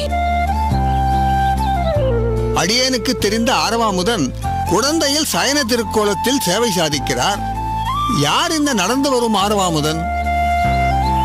என்ன அர்ச்சகரே, நமக்கு வெகு அருகிலேயே இருக்கிறார். உமக்கு தெரியாதா? நமஸ்காரம். நமஸ்காரம். வாருங்கள் ஆறாவமுதரே. சௌக்கியம் தானே? மிக்க சௌக்கியம். அர்ச்சகர் சுவாமிகளே, இவர்தான் ஆறாவமுதர். இந்த ஊர் ஆறாவமுதர். அடியேன் வர வேண்டும். அடியேன் நமஸ்காரம். கிட்டத்தில் பார்க்கும்போது முன்பே பார்த்த பரிச்சயம் போல் தெரிகிறது. ஆனால் சரியாக ஞாபகத்திற்கு வரவில்லை. இவர் நம் கோவிலுக்கு 2 தெரு தள்ளிதான் இருக்கிறார். மன்னிக்க வேண்டும், இவ்வளவு அருகில் இருந்தும் தங்களை தெரிந்திருக்கவில்லை. தாங்கள் பாடசாலை ஏதாவது வைத்திருக்கிறீர்களா? அடடா அர்ச்சகரே, இவர் அடடா. என்னவாயிற்று சோமயாஜி? ஏன் நிறுத்திவிட்டீர்கள்? கையில் வெண்ணெயை வைத்துக்கொண்டு நெய்க்கு அலைகிறோமே. ஓ, இவரே வெண்ணெய் விற்பவர் தானா? அர்ச்சகரே, தங்கள் நகைச்சுவை பேச்சுக்கு அளவே இல்லை. நாம் நெய்யொழுக பேசிவிட்டு கடைசியாக ஒரு விஷயம் பேசினோமே. அது ஆராதனைக்கு தர்பை கட்டு பற்றி பேசினோமே, அதை சொல்கிறீர்களா? அதேதான். அந்த புனிதமான தர்பை புல்லை பத்திரமாகவும் முறையாகவும் பராமரித்து பெரும்பாலான கோயில்களுக்கும் வைதீகத்துக்கும் விற்பனை செய்து வருகிறார் இவர். தரமாகவும் இருக்கும், குறைந்த விலையில் நிறைந்த எண்ணிக்கையிலும் இருக்கும். அதற்கும் மேலாக பகவத் காரியம் என்பதால் இவரிடம் ஒரு சேவை மனப்பான்மையும் இருக்கும். அப்படியானால் நாம் இவரிடமே கொள்முதல் செய்து கொள்ளலாம் போல இருக்கிறதே. அதைத்தான் அடியேனும் சொல்ல வந்தேன். என்ன சோமயாஜி, கோயிலில் ஹோமத்திற்கும் ஆராதனைக்கும் தர்ப்பம் தேவைப்படுகிறதா? அடியேன் வரும் முன் அதை பற்றி தான் பேசிக் கொண்டிருந்தீர்களா? தர்பை புல் மட்டுமல்ல, இன்னும் சில பூஜை பொருட்களும் கொள்முதல் செய்ய வேண்டியுள்ளது. தங்களுக்கு ஒரு விஷயம் அடியேன் சொன்னேனா என்று நினைவில்லை. இப்போது ஒரு மாதமாக மஞ்சள், குங்குமம் இவற்றோடு ஏலம், கிராம்பு, ஜாதிபத்திரி போன்றவற்றை எல்லாம் இவை எந்த பிரதேசத்தில் விசேஷமோ அவ்விடத்திலிருந்தே வரவழைத்து விநியோகித்து வருகிறேன். நம் கோவிலுக்கு அதுவும் தேவை என்றால் கொள்முதல் விலை என்னவோ அதற்கே தருகிறேன். அடியேனுக்கு லாபம் எதுவும் வேண்டாம். ஆஹா, அருமை ஆர்வாமுதரே, ஆதிகேசவனுக்கு அற்புதமான சேவை செய்ய போகிறீர். ஆமாம், தங்களுக்கு எத்தனை பெண் குழந்தைகள்? ஒன்றே ஒன்றுதான். திருமண பிராயத்தை அடைந்து விட்டாளா? அடைந்து விட்டாள். அப்படியா? மஞ்சள் குங்குமம் கோவிலுக்கு விநியோகம் செய்யும் உங்கள் அகத்திலும் சீக்கிரமே மஞ்சள் குங்குமம் விசேஷமாக உபயோகிக்கும் வேலை வரட்டும். புரியவில்லையா? சீக்கிரமே உன் பெண்ணிற்கு நல்ல வரன் அமையட்டும் என்றேன். மிக்க நன்றி. சோமயாஜி, தாங்கள் இவரிடம் பேசிக் கொண்டிருங்கள். ஆதிகேசவனுக்கு தளிகை சமர்ப்பிக்கும் நேரமாகிவிட்டது. அடியேன் புறப்படுகிறேன். வரட்டுமா? வாருங்கள். அர்ச்சகர் வாக்கு அந்த ஆதிகேசவனின் வாக்கு, அடியேனின் சொந்த அனுபவம் அப்படி. சரி, உமது அகத்தில் எல்லோரும் நலமா? சுட்டிப்பெண் தஞ்சமாம்பாள் எப்படி இருக்கிறாள்? இப்போது சுட்டித்தனம் எல்லாம் அடங்கிவிட்டது. எப்போதாவது கோயில் குளம் என்று சென்று வருகிறாள். மற்றபடி வேறு எங்கும் செல்வதில்லை. நானும் காந்திமதி மூலம் கேள்விப்பட்டேன், நன்கு வளர்ந்து விட்டாள் என்று. அவள் அம்மாவிற்கு எல்லா விதத்திலும் உதவியாக இருக்கிறாளா? அதிலெல்லாம் ஒரு குறையும் இல்லை. இருவரும் அவ்வளவு ஒற்றுமை. இருப்பினும் அவ்வப்போது சிறு சிறு பிணக்கு இருக்கும். அது பாசத்தால் ஏற்படும் பிணக்கு ஆறாவமுதரே. சரி, தங்கள் மகன் ராமானுஜன் எப்படி இருக்கிறான்? நலத்திற்கு எந்த குறையும் இல்லை. அவன் அம்மாதான் தனக்கு சீக்கிரம் மருமகள் வரவில்லையே என்ற குறையோடு இருக்கிறாள். அந்த ஆதிகேசவன் என்ன சங்கல்பத்தில் இருக்கிறானோ அதன்படிதானே நடக்கும். சோமயாஜி, ராமானுஜனுக்கு என்று இனி ஒருத்தி புதிதாகவா பிறக்கப் போகிறாள்? எங்கோ நிச்சயம் பிறந்திருப்பாள். வேலை வரும்போது ஆதிகேசவன் அப்பெண்ணை வெளிச்சமிட்டு காட்டுவார்.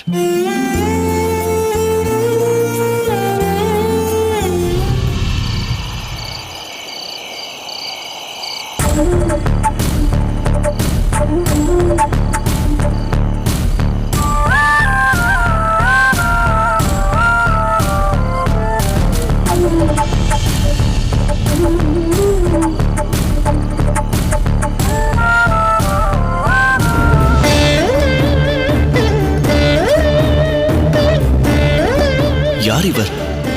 இவர் பூண்டிருக்கும் கோலத்தின் மீது அடியேனுக்கு ஏதோ ஒரு ஈர்ப்பு ஏற்படுகிறது.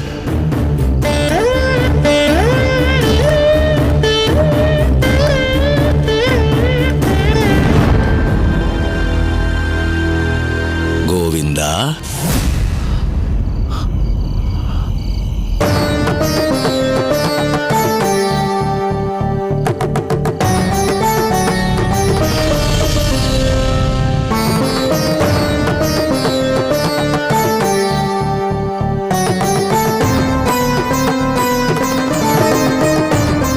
சுவாமி, என்னையா அழைத்தீர்கள்?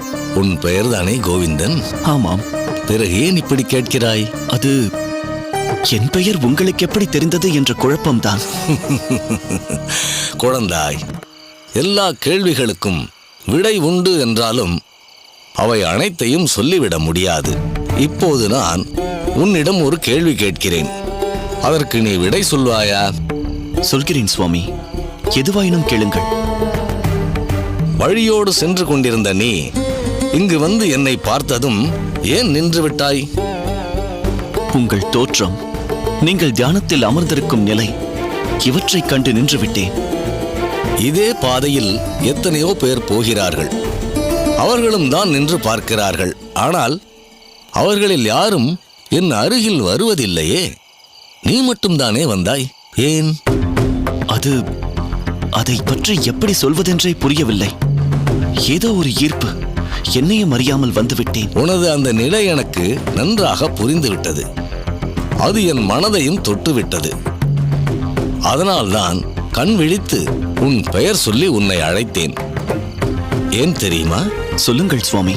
உன் மனதில் நீண்ட நாட்களாக உனக்குள்ளே ஒரு கேள்வி இருக்கிறது. மிகவும் ஆழ்ந்து சிந்திக்க கூடியவர்களுக்கு மட்டுமே தோன்றக்கூடிய கேள்வி அது. ஆனால் அதை நீ யாரிடமும் கேட்க முடியாமல் தவித்துக் கொண்டிருக்கிறாய். கேட்க தயங்குகிறாய், இல்லையா? அற்புதம் சுவாமி, அற்புதம். நீங்கள் சொல்வது சரிதான். என் மனதில் அப்படி ஒரு கேள்வி இருப்பது உண்மைதான். எந்த சந்தேகம் இருந்தாலும் தயங்காமல் கேள். பரம்பொருள் ஒன்று என்கிறார்கள். ஆனால் அதை அடைவதற்குரிய மார்க்கத்தை மட்டும் ஏன் பலவிதமாக வைத்திருக்கிறார்கள்? நீங்கள் திருநீர் அணிந்திருக்கிறீர்கள், அடியேன் திருமண் அணிந்திருக்கிறேன். சிலர் சந்தனம் மட்டுமே பூசுகிறார்கள், சிலர் குங்குமம் மட்டும் தரிக்கிறார்கள். ஒவ்வொருவரும் வெவ்வேறு தெய்வத்தின் பெயரை சொல்கிறார்கள். பரம்பொருள் ஒன்றே எனும்போது ஏன் இவ்வளவு பேதங்கள்? ஆஹா, அருமையான கேள்வி குழந்தாய். இதற்கான விளக்கத்தை உனக்கு புரியும்படியாக எளிமையாக கூறுகிறேன். வெவ்வேறு பெயர்களில் ஆறுகள் பாய்ந்து கொண்டிருந்தாலும் அவை அனைத்தும் போய்ச் சேருவது கடலில்தானே. அப்படித்தான் சமய நெறிகள் என்ற ஆறுகள் அனைத்தும் பரம்பொருள் என்ற சமுத்திரத்தில் போய்ச் சேருகிறது. அவரவர் தம் தம் சமயமே சிறந்தது என்று கூறிக்கொள்கிறார்கள். வெவ்வேறு சின்னங்களை அணிந்து கொள்கிறார்கள். நான் திருநீறு அணிந்து கொண்டிருப்பதை பற்றி கேட்டாயே, அதை பற்றி கூறுகிறேன், கேள். அதை பற்றி சொல்வதற்கு என்ன இருக்கிறது சுவாமி? அது வெறும் சாம்பல் தானே. அதில் சந்தேகமே இல்லை, அது சாம்பல் தான். அதற்கு ஏன் திருநீறு என்று பெயரிட்டார்கள்? அது வெந்து நீராகியது என்பதால் தான். ஆனால் எதற்காக இப்படி சாம்பலை எடுத்து நெற்றியில் இட வேண்டும்? அது வெறும் சாம்பல் தானே. அதில் சந்தேகமே இல்லை. நாமும் ஒரு நாள் இப்படி விழுவோம், நம் உடலும் சாம்பலாகிவிடும் என்பதை நினைவில் கொண்டு வாழும்போது நல்ல நெறியில் வாழ்ந்து காட்ட வேண்டும் என்பதற்காகத்தான் திருஞான சம்பந்தர் மந்திரமாவது நீரு என தொடங்கி திருநீற்று பதிகமே பாடியிருக்கிறார். திருமூலர் திருநீற்றின் பெருமையை எப்படி சொல்கிறார் தெரியுமா? சொல்லுங்கள் சுவாமி. கங்காளன் பூசும் கவசத் திருநீற்றை மங்காமல் பூசி மகிழ்வீரே யாமாகில் தங்கா வினைகளும் சாரும் சிவநெறி சிங்காரமான சிவலோகம் சேர்வரே என்று பாடியிருக்கிறார். திருநீறு கவசமாக இருந்து தனது அடியார்களை பாதுகாக்கும், வினைகளும் அகலும், சிவநெறி சாரும் என்பதுதான் அதன் பொருள். தாங்கள் இவ்வளவு பேசியும் எனது கேள்விக்கான விடை இன்னும் தெரியவில்லையே.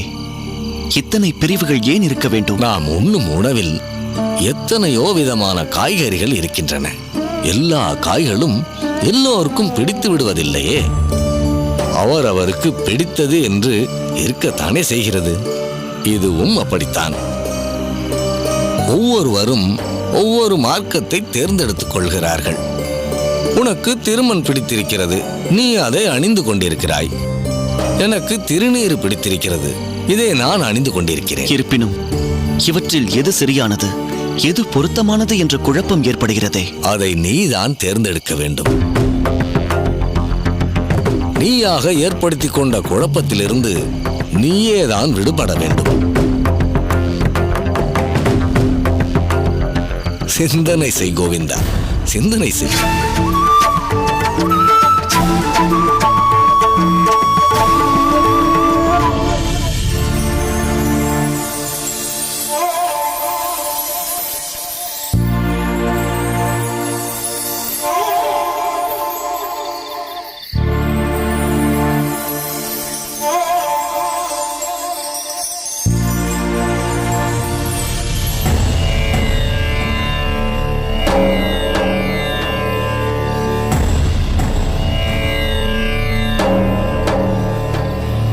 கோவிந்தா, கோவிந்தா, உன்னைத்தான். என்னவாயிற்று கோவிந்தா? அண்ணா, என்னவாயிற்று உனக்கு? ஆழ்ந்த நித்திரையில் உட்கார்ந்து விட்டாய்? நித்திரையெல்லாம் இல்லை அண்ணா. பிறகு தியானமா? அதுவும் நெற்றியில் திருமண் தரிக்காமல்? உன்னைத்தான் கேட்கிறேன் கோவிந்தா. பாடசாலையிலிருந்து வந்ததும் ஸ்நானம் செய்துவிட்டு முதலில் திருமண் இட்டுக் கொண்டுதானே அனுஷ்டானங்களை செய்வாய்? கோவிந்தா, இன்று நீயாக இல்லையே. உடல்நிலை ஏதும் சரியில்லையா? உடல்நிலை நன்றாகத்தான் இருக்கிறதண்ணா. பிறகு உனது வழக்கமான புன்னகை முகத்தில் காணவில்லையே, சுறுசுறுப்பும் காணப்படவில்லையே. சாதாரணமாக பாடசாலையிலிருந்து வந்ததும் முதலில் நீதானே என்னை தேடி ஓடி வருவாய். சாஸ்திரத்திலிருந்து பல கேள்விகளை கேட்டு துளைத்தெடுப்பாய். ஆனால் இன்றோ மாறி நடக்கிறது. மன்னிக்க வேண்டும் அண்ணா, சற்று மனம் சஞ்சலமாக இருக்கிறது. என்ன கோவிந்தா, நீயா இப்படி பேசுகிறாய்? திடீரென்று உன் மனம் சஞ்சலப்பட காரணம் என்ன? அண்ணா, உங்களிடம் மறைக்க ஏதும் இல்லை. நேற்று ஒரு சன்னியாசியை, சிவயோகியை சந்திக்க நேர்ந்தது. அவரிடம் உரையாடியதிலிருந்து என் மனம் அவர் சொற்களில் ஈர்க்கப்பட்டு விட்டது. அப்படி என்ன கூறினார் அவர்? நான் கண்ட அந்த சிவயோகி உடல் முழுவதும் சாம்பலை பூசிக்கொண்டிருந்தார். நெற்றியிலே திருநீர் அணிந்து கொண்டிருந்தார். அதன் மகத்துவத்தை மந்திரமாவது திருநீரு, உடம்புக்கு கவசமாவது திருநீரு, வினைகளை ஓட்டுவது திருநீரு, மொத்தத்தில் தத்துவம் திருநீரு என்று கூறினார் அண்ணா. அதன் பிறகு என் சிந்தனையில் குழப்பம் தொற்றிக்கொண்டு விட்டது. அவர் கூறியபடி திருநீரு அணிவதா அல்லது நித்தியம் அடியேன் தரிக்கும் திருநாமத்தை அணிவதா என்று பேதளித்து ஏதும் தரிக்காமல் இருந்து விட்டேன். உன்னை நினைத்தால் எனக்கு பரிதாபமாக இருக்கிறது. திடீரென்று ஒருவர் தோன்றி ஒரு விஷயத்தை தெரிவிக்கிறார் என்பதற்காக அதை உடனே ஏற்று அதன்படி செயல்படும் சுபாவம் உனக்கு எப்படி வந்தது கோவிந்தா? நாம் அன்றாடம் தரிக்கும் திருநாமம் எவ்வளவு மகத்துவம் வாய்ந்தது. அதை நீ எப்படி உணராமல் போனாய் கோவிந்தா? முக்கியமான ஒன்றை உன் நெஞ்சத்தில் நிறுத்திக்கொள். நாம் அன்றாடம் நெற்றியில் ஊர்துவ புண்டரம் என்று வெள்ளை நிறத்தில் 2 தரித்துக் கொள்கிறோமே, அந்த திருமண் சாட்சாத் அந்த நாராயணனின் திருப்பாதங்கள் ஆகும். நடுவில் தரிக்கும் சிவப்பு நிறம் கொண்ட திருச்சூரணம் என்பது சாட்சாத் திருவாகிய மகாலட்சுமியே.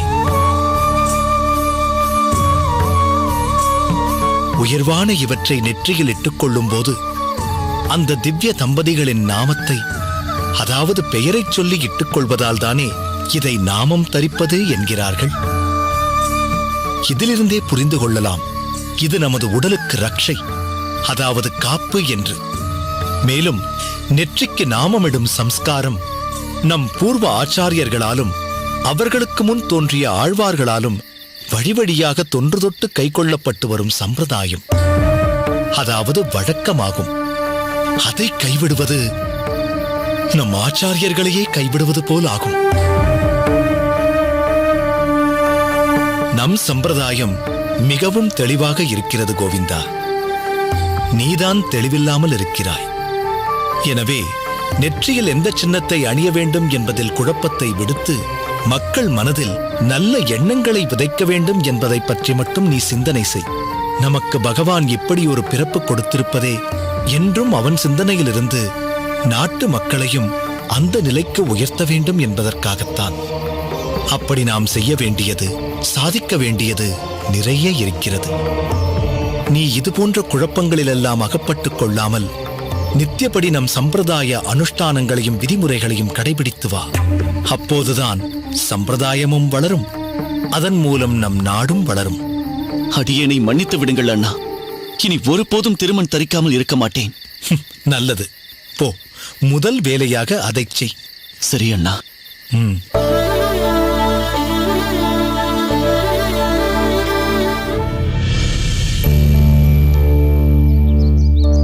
லாலியாடினாள் கோதை லாலியாடினாள், லாலியாடினாள் கோதை லாலியாடினாள்.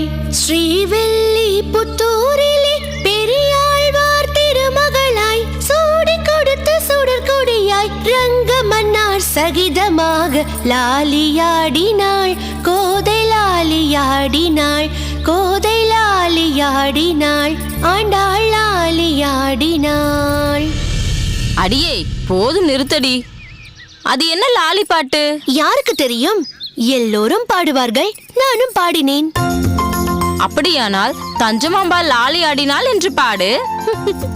கமலை ஏன் இந்த பாட்டை பாடினாள் என்று எனக்கு புரிந்து விட்டதடி. என்ன புரிந்தது? ஏன் இப்படி பாடினாய் என்பது புரிந்து விட்டது.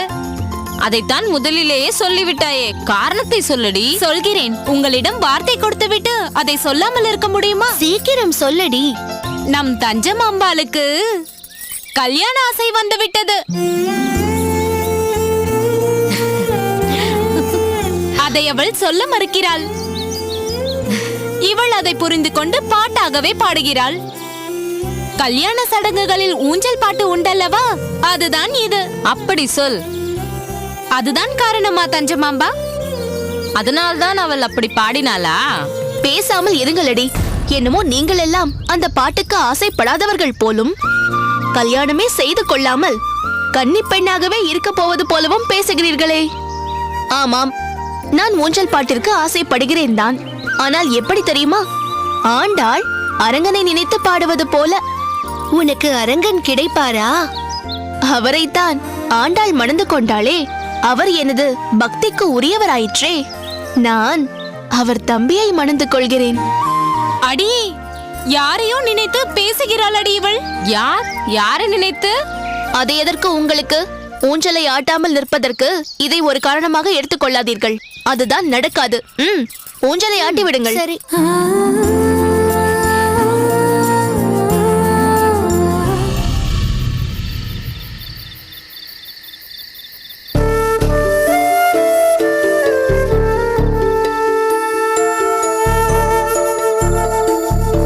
ராமானுஜா,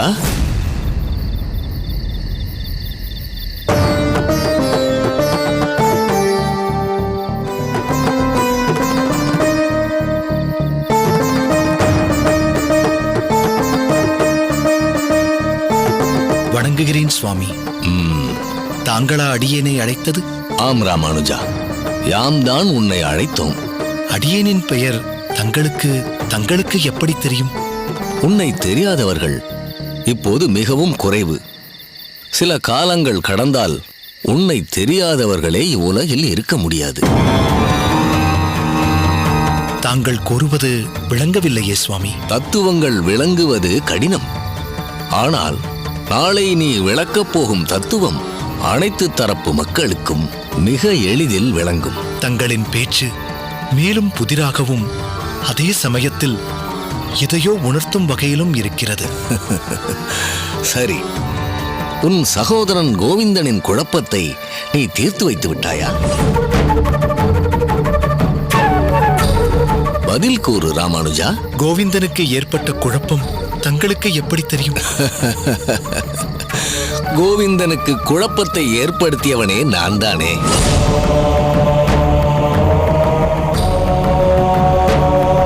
அதற்கு காரணம் என்ன சுவாமி? உன்னை காண விரும்பினேன், கோவிந்தனை குழப்பினேன். அதுவே அதற்கு காரணம். ஆன்மீக நெறியில் முன்னேறத் துடிக்கும் எவரும் தங்களை பார்த்ததும் பரவசமாகி விடுவார்கள். ஞான ஒளி உங்களுக்குள் தெரிகிறது. அப்படிப்பட்ட தாங்கள் அடியேனை காண விரும்பினால் அடியேனின் அகத்திற்கே வந்திருக்கலாமே. அடியேனும் தங்களை உபசரித்து அன்னமளித்து மகிழ்ந்திருப்பேனே. மாசில்லா பண்பாளன் நீ ராமானுஜா, அதை நான் அறிவேன். இருப்பினும் உன் அகத்திற்கு வருவதால் சகலத்தையும் பேச முடியாது அல்லவா? புரியவில்லையே சுவாமி. அகிலத்தில் நிகழப்போகும் சில நிகழ்ச்சிகள் ரகசியம் மிக்கவை. அது பற்றி பேசப் போகும் நாம் இது போன்ற ரகசியமான இடத்தில் தானே சந்திக்க வேண்டும். தாங்கள் ஒரு சித்த புருஷரோ என்று தோன்றுகிறது. தங்களது பேச்சும் கண்களின் ஒளியும் என்னுள் ஆச்சரியத்தை ஏற்படுத்துகிறது. நீ கூறும் ஒளியை நான் உன் கண்களிலும் காண்கிறேன் ராமானுஜா. தத்துவங்களில் ஒருவருக்கொருவர் வேற்றுமை போல் தெரிந்தாலும் அதில் ஓர் ஒற்றுமை ஒளிந்திருக்கிறதே ராமானுஜா. எதில் சுவாமி? நம் கொள்கையில் உறுதி என்ற வகையில் நமக்குள் ஒற்றுமை உள்ளது. தங்கள் சொற்களில் ஒரு ஈர்ப்பு உள்ளது. தாங்கள் கூற வந்ததை மேலே கூறுங்கள் சுவாமி. ராமானுஜா, தத்துவங்களை தம் உள்மனதால் உணர்ந்து அதை அனுபவித்து ஆள்வதில் ஆழ்வார்களுக்கும் நாயன்மார்களுக்கும் ஓர் புரிந்துணர்வு உண்டு. அதை நீ ஒப்புக்கொள்வாயா? தத்துவத்திற்கும் அதை அடைய நினைக்கும் உன்னத பக்தர்களுக்கும் இடையே உள்ளது ஒன்றே ஒன்றுதான். என்ன அது? அன்பு. நன்கு சொன்னாய் ராமானுஜா. நெறி கொண்ட அடியார்கள் வெவ்வேறு தத்துவங்களின் பால் ஈர்க்கப்பட்டு வாழ்ந்திருந்தாலும் நடந்த சம்பவங்களின் அடிப்படையில் ஆழ்வார்களுக்கும் நாயன்மார்களுக்கும் ஓர் நெருங்கிய ஒற்றுமையும் தொடர்பும் இருப்பதை யாரும் மறுக்க முடியாது. உதாரணத்திற்கு ஆழ்வார்களில் திருப்பாணாழ்வாரையும் நாயன்மார்களில் நந்தனாரையும் சொல்லலாம். பிறப்பின் காரணத்தால் திருப்பாணாழ்வாருக்கும் நந்தனாருக்கும் கோயிலுக்குள் பிரவேசிக்க இச்சமூகம் அனுமதிக்கவில்லையே. ஆனால் திருப்பாணாழ்வாருக்கு ஏற்பட்ட காயத்தை தான் ஏற்று தன் திருவுடலிலிருந்து திருவரங்கன் இரத்தத்தை சொரிந்து திருப்பாணாழ்வாருக்கு மாற்றினாரே. அவரை தோளில் சுமந்து கோயிலுக்குள் எடுத்துச் சென்று அனைவரும் போற்றி மகிழ்ந்தார்களே. ஈசனின் திருவுருவை மறைத்திருந்த நந்தி வாசலில் இருந்து தரிசிக்கும் நந்தனுக்காக நகர்ந்து கொடுத்து நந்தனாராக அவரை மாற்றவில்லையா? இதன் உள்ளார்ந்த பொருளை உணர்ந்தவர்கள் வெகு சிலரே. அந்த வெகு சிலரில் ஒருவனாக உன்னை நான் காண்கிறேன் ராமானுஜா. கோவிந்தனுக்கு என் மூலம் ஒரு குழப்பம் ஏற்பட்டது போல் பிற்காலத்தில் அவன் சமயம் மாறும் ஒரு சூழ்நிலை வரும். உன் சாமர்த்தியத்தால் தக்க உபாயம் செய்து மீண்டும் உன் சம்பிரதாய தத்துவத்திற்கு கொண்டு வந்து அதை நீ நிறைவேற்ற வேண்டும் என்பதுதான் பரம்பொருளின் விருப்பம். அதை கோடிட்டு காட்டத்தான் அடியேன் இப்பொழுது இங்கே வந்தேன். இப்போதுதான் தங்களின் வருகை அடியேனுக்கு புரிகிறது சுவாமி. கோவிந்தனின் மனமாற்றத்தைக் கண்டு முதலில் அச்சமடைந்த அடியேன் அதற்கு காரணம் ஒரு சிவயோக சித்தர் என்று அவன் கூறியவுடன் அவரை காண வேண்டும் என்று நான் நினைத்தேன். ஆனால் இப்படி தாங்களே அடியேனை சந்திப்பீர்கள் என்று அடியேன் சற்றும் எதிர்பார்க்கவில்லை. கோவிந்தனின் வாழ்வில் ஏன் இப்படி ஒரு சூழ்நிலை உருவாக வேண்டும் சுவாமி? ராமானுஜா, ஒரு சூழ்ச்சியால் நீயும் கோவிந்தனும் பிரிந்தாலும் பின்பு உன் ஆற்றலால் அதை வென்று நீங்கள் இருவரும் சேரும் பொழுது அதனால் ஏற்படும் பந்தம் இருக்கிறதே, அது முன்பு இருந்ததை விட மிகவும் உறுதி வாய்ந்தது. நமக்கு பல விஷயங்களை அது புரிய வைக்கும். ஏன் அப்படி ஒரு விஷயம் முன்பு ஆழ்வாரின் காலத்திலும் ஏற்பட்டிருக்கிறதே. தாங்கள் எதை கூறுகிறீர்கள் சுவாமி? ஒரு சமயம் திருமங்கை ஆழ்வார் சிதம்பரம் நகருக்குள் பிரவேசம் செய்து அந்நகர வீதியில் வலம் வந்து கொண்டிருந்தார். அவர் ஏற்கனவே ஒரு குறுநில மன்னராக இருந்திருந்தாலும் திருமாலின் ஸ்பரிசம் பட்டு தேமதுர கவி பாடுவார். அதுவும் 4 கவியான ஆசுகவி, சித்திரகவி, வித்தார கவி, மதுர கவி என்ற 4 வகை கவிகளில் பாடும் திறமை மிக்கவர். எனவே அவரது காரணப் பெயர்களான நீலன் வந்தார், ஆளிநாடன் வந்தார், எங்கள் கலியன் வந்தார், 4 கவி பெருமான் வந்தார் என்று வைணவர்கள் கட்டியம் கூறி வந்தார்கள். ஆழ்வாருக்கு பொருத்தமான பெயர்களை அடைமொழிகளை சொல்லித்தானே அவர்களை அழைத்தார்கள். ஆனால் துவேஷிகள், சூழ்ச்சிக்காரர்கள் சிலர் அப்போது சிதம்பரத்தில் வசித்து வந்த திருஞான சம்பந்தரிடம் சென்று, தாங்கள் இங்கிருக்கும்போது திருமங்கை ஆழ்வார் என்னும் ஒருவர் 4 கவி பெருமாள் என்ற அடைமொழியை வேண்டுமென்றே ஏற்படுத்தி கொண்டு வலம் வருகிறார் என்று தூபம் போட்டார்கள். ஆனால் அதை லாவகமாக சமாளித்து உண்மையை உலகுக்கு உணர்த்த நினைத்த திருஞான சம்பந்த பெருமான் அனைவரின் முன்னிலையிலும் திருமங்கை ஆழ்வாரை எதிர்கொண்டு அழைத்து, இவர்கள் உம்மை 4 கவி பெருமான் என்ற அடைமொழிக்கு தகுதியில்லாதவர் என்று சந்தேகிக்கிறார்கள். தாங்கள் அதை தெளிவுபடுத்தும் வகையில் 4 கவி பாட வேண்டும் என்று வேண்டினார். திருமங்கை ஆழ்வாரும் சீர்காழி பெருமாளை மனதில் நிறுத்தி ஒரு குரலாய் இருநிலம் 3 அடி மண் வேண்டி உலகனைத்தும் ஈரடியால் ஒடுக்கி என்று ஆரம்பித்து அவர் ஒரு பதிகம் பாட, திருஞான சம்பந்தரும் 4 கவி பெருமான் என்ற பட்டமானது உமக்கு தகும் என்றவரை போற்றி நினைவு பரிசாக தம் வேலை ஆழ்வாருக்கு கொடுக்க, அந்த நட்பின் அடையாளமாக அந்த வேலை கையில் தரித்து இன்றும் காட்சியளிக்கிறார் திருமங்கை ஆழ்வார். இப்படி ஓர் அந்யோன்யம் உன் சரித்திரத்திலும் இடம்பெற வேண்டும் என்பது பரம்பொருளின் சித்தம். சுவாமி, அடியேனின் வாழ்க்கையில் என்ன உள்ளது, எப்படி உள்ளது என்று அடியேன் அறியேன். பெருமாள் காட்டும் பாதையில் அடியேன் பிரயாணித்துக் கொண்டிருக்கிறேன். ஆனால் பகவான் கொடுத்த சரீரத்தை, வாழ்க்கையை வீணாக்கிவிடக்கூடாது என்பதில் மட்டும் அடியேன் மிகவும் கவனமாக இருக்கிறேன். நீங்கள் சொன்னதில் பல விஷயங்கள் அடியேனுக்கு உத்வேகமாக இருக்கிறது. அதை சாதிக்க தங்கள் ஆசிகள் அடியேனுக்கு வேண்டும். பின்னாளில் பலர் உன் ஆசிகளை பெறும் நிலை உனக்கு இருக்க, நீயோ என் ஆசிகளை பெற நினைக்கிறாய். இது பொருந்துமா? தாங்கள் என்ன கூறுகிறீர்கள் சுவாமி? புரியவில்லை? உன்னை விட வயதில் மூத்தோர் பலரும் உன்னிடம் ஆசி பெறும் காலம் வரும். அவ்வகையில் இப்போதே உன் ஆசிகளை இந்த அடியனுக்கு வழங்கிவிடு ராமானுஜா. சுவாமி, நான் வருகிறேன்.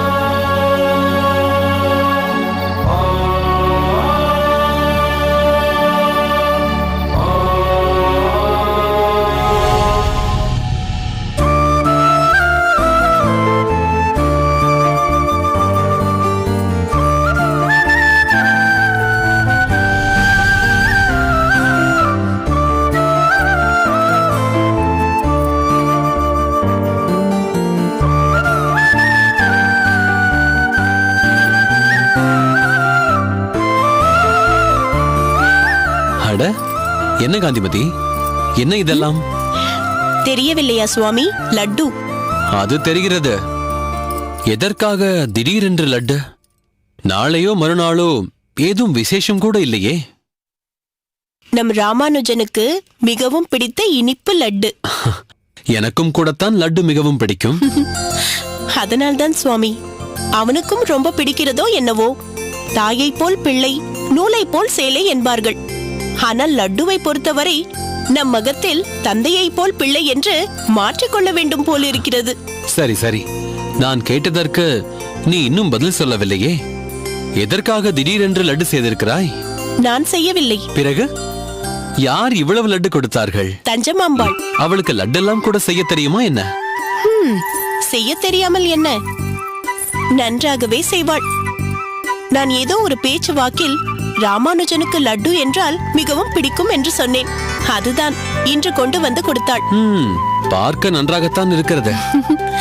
ஒன்று எடுத்துக்கொள்ளுங்களேன். இப்போது வேண்டாம், உள்ளே எடுத்து வை, பிறகு சாப்பிடுகிறேன். அடியேன் பாடசாலைக்கு சென்று வருகிறேன். சரி, வருகிறேன் அம்மா. ராமானுஜா. அம்மா.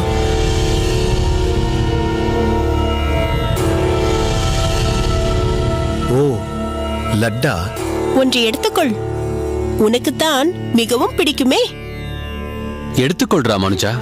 பாவம், உனக்காக மெனக்கெட்டு செய்திருக்கிறாள். அப்படியா? எதற்காக அம்மா இப்படி சிரமப்படுகிறீர்கள்? நான் உங்களிடம் லட்டு வேண்டும் என்று கேட்டேனா? நீயும் கேட்கவில்லை, நானும் ஒன்றும் சிரமப்படவில்லை. சிரமப்பட்டது தஞ்சமாம்பாள். உங்கள் பிள்ளைக்கு லட்டு ரொம்ப பிடிக்குமே, கொடுங்கள் என்று பிரத்யேகமாக கொண்டு வந்து கொடுத்தாள். ஒன்றை சாப்பிட்டு பார்த்து எப்படி இருக்கிறது என்று சொல். நான் தஞ்சமாம்பாளிடம் சொல்ல வேண்டும். நன்றாக இருக்கும், இனிப்பாக இருக்கும். வந்து ஒன்றை எடுத்துக்கொள். தமிழ் பாசுரங்களை விடவா ஒன்று இனிப்பாக இருந்துவிட முடியும்? பாசுரங்கள் மனதுக்கு இனிமை, இது நாவுக்கு இனிமை. ஒன்றே ஒன்று சாப்பிடு. பிறகு நான் தஞ்சமாம்பாளுக்கு என்ன பதில் சொல்வதாம்? வேண்டாம் என்று சொல்லிவிட்டான் என்று சொல்லுங்கள் அம்மா. என்ன ராமானுஜா, ஏன் வேண்டாம் என்கிறாய்? உனக்கு மிகவும் பிடித்தமான இனிப்பில்லையா இது? அதனால் தான் வேண்டாம் என்கிறேன். ராமானுஜா, நீ கூறுவது ஒன்றும் எனக்கு புரியவில்லை. பிடித்திருப்பதனால் தான் வேண்டாம் என்கிறாயா? பிடித்தவை எல்லாவற்றையும் பற்றிருக்க வேண்டும் அம்மா. பகவான் மீது மட்டுமே பற்று கொள்ள வேண்டும். முதல் படியாக நாக்கு கேட்பதை மறுக்க பழக வேண்டும். பிறகு ஒவ்வொன்றாக பிடித்தமானவைகளை ஒதுக்கி தள்ளிவிட வேண்டும். அப்படியானால் நாளை அம்மாவின் தளிகையை கூட வேண்டாம் என்று சொல்லிவிடுவாயா? மாட்டேன். அன்னம் பிராணன் என்று சொல்லப்பட்டிருக்கிறது. ஆனால் இந்த சுவைதான் வேண்டும் என்றோ, இந்த சுவை எனக்கு பிடிக்காது என்றோ கூறாமல் அனைத்தையும் ஒன்றாக பாவிக்க நினைக்கிறேன். நன்றாக இருக்கிறது போ. இப்போது எதற்காக அப்படி உன்னையே வருத்திக் கொள்ள வேண்டும்? உன் வயது பிள்ளைகள் எல்லாம் எப்படி எப்படியோ இருக்கிறார்கள். நீ மட்டும் ஏன் தான் இப்படி இருக்கிறாயோ? அம்மா, பாடசாலையில் குருவிடம் பயில்வது பொழுதுபோக்கிற்காக அல்ல, படித்தவற்றை நடைமுறையில் கொண்டு வர வேண்டும். பகவான் ஸ்ரீ கிருஷ்ணர் சுகத்தையும் துக்கத்தையும் வெம்மையையும் தன்மையையும் ஒன்றாக பாவிக்க உன்னை பக்குவப்படுத்திக் கொள் என்று சொல்லியிருக்கிறார். அந்த பக்குவத்தை அடையத்தான் முயற்சி செய்து கொண்டிருக்கிறேன்.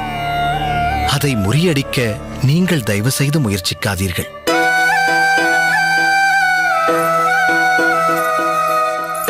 என்ன சுவாமி இது? இவன் ஏன் இப்படி இருக்கிறான்? நாளுக்கு நாள் இவன் லௌகீக வாழ்க்கையிலிருந்து தள்ளி போகிறார் போல் தெரிகிறதே. பதற்றப்படாதே, எல்லாம் சரியாகிவிடும். அவன் ஓலையும் கையுமாக ஏதோ சிந்தனையில் சென்று கொண்டிருந்தான். அப்போது அவனை கூப்பிட்டதில் அவன் சிந்தனை தடைப்பட்டிருக்கலாம். அது கூட அவன் அப்படியெல்லாம் பேசியதற்கு காரணமாக இருக்கலாம். அப்படி இருந்தால் எனக்கு சந்தோஷம்தான். சற்று அவன் போக்கில் அவனை விடு காந்திமதி. கயிற்றை இறுக்கினால் காலை முரண்டு பிடிக்கத்தான் செய்யும். விட்டுப்பிடி, அவன் உன் வழிக்கு வந்து விடுவான்.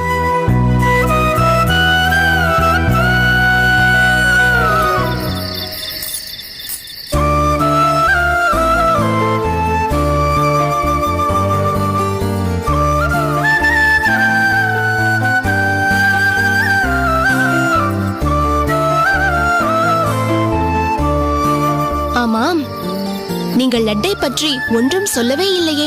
லட்டு தானே, இனிப்பாக இருந்தது. பிறகு பிறகு உருண்டையாக இருந்தது. சரி, பிறகு பிறகு கையால் அழுத்தினால் பொடியாக உதிர்ந்து போயிற்று. போங்கள் மாமி, வேண்டுமென்றே எதையோ சொல்லிக் கொண்டிருக்கிறீர்கள். இனிப்பு கொஞ்சம் கூடுதலாக இருந்திருக்கலாம், நெய் சற்று குறைவாக விட்டிருக்கலாம், இன்னும் பெரிதாக பிடித்திருக்கலாம் என்று ஏதேதோ சொல்வீர்கள் என்று பார்த்தால் என்னை வேண்டுமென்றே அழ வைக்கிறீர்கள். அழுதால் கூட நீ அழகாகத்தான் இருக்கிறாய். அதுதான் உன்னை அழ வைத்து பார்க்கலாமே என்று நினைத்தேன். சரி போகட்டும், உண்மையை சொல். லட்டு நீதான் பிடித்தாயா, இல்லை உன் அம்மா பிடிக்க நீ வேடிக்கை பார்த்து கொண்டிருந்தாயா? சத்தியமாக நான் தான் பிடித்தேன். ஆமாம், லட்டு எல்லோருக்கும் பிடித்திருந்ததா? மாமாவுக்கு பிடித்திருந்தது. கமலைக்கு சொல்லவே வேண்டாம், 2 எடுத்துக்கொண்டாள். நான் தான் இனிப்பு சாப்பிட்டால் உடம்பு குண்டாகி விடுமே என்று பாதி எடுத்துக்கொள்ள நினைத்து கடைசியில் முழுவதையும் சாப்பிட்டு விட்டேன். வேறு யாரும் லட்டு சாப்பிடவில்லையா? வேறு யார்? அதுதான் மாமி, உங்கள் பிள்ளை. அவர் சாப்பிடவில்லையா? ஏன் மாமி, நீங்கள் கொடுக்கவில்லையோ? கொடுக்காமல் என்ன, ஒன்றாவது எடுத்துக்கொள்ளடா என்று கெஞ்சென்று கெஞ்சினேன். கேட்டால் தானே, பிடிவாதமாக மறுத்துவிட்டான். ஒன்று எடுத்துக்கொண்டால் தான் என்னவாம்? பிடித்தவற்றை எல்லாம் ஒவ்வொன்றாக ஒதுக்கப் போகிறானாம். லட்டு எனக்கு மிகவும் பிடிக்கும் என்பதால் முதலில் இதை ஒதுக்க வேண்டும் என்று லட்டுவை தொடாமலே போய்விட்டான். மாமி, எவ்வளவு ஆசையாய் செய்தேன்.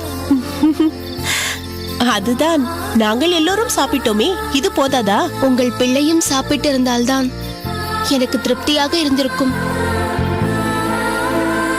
சரி விடுங்கள்.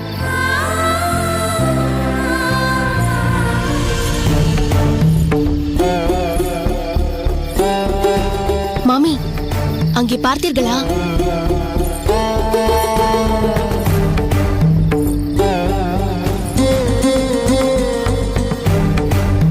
புனிதாவின் அப்பாவும் அம்மாவும் தானே?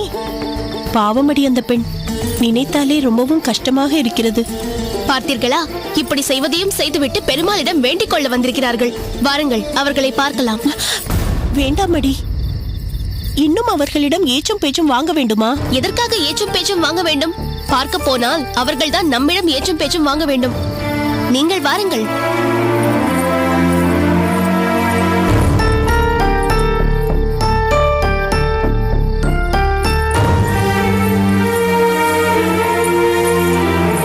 நில்லுங்கள். என்ன, என்னை பார்த்ததும் நழுவ பார்க்கிறீர்களா? இல்லை இல்லை, எங்களுக்கு உங்கள் முகத்தில் விழிப்பதற்கே தகுதி இல்லை.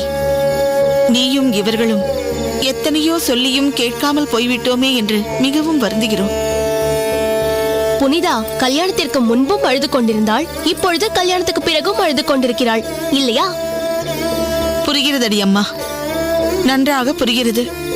நான் என் தம்பிக்காக பரிந்து பேசி இப்படி புனிதாவை ஒரு பாழங்கிணற்றில் தள்ளுவேன் என்று எதிர்பார்க்கவே இல்லை.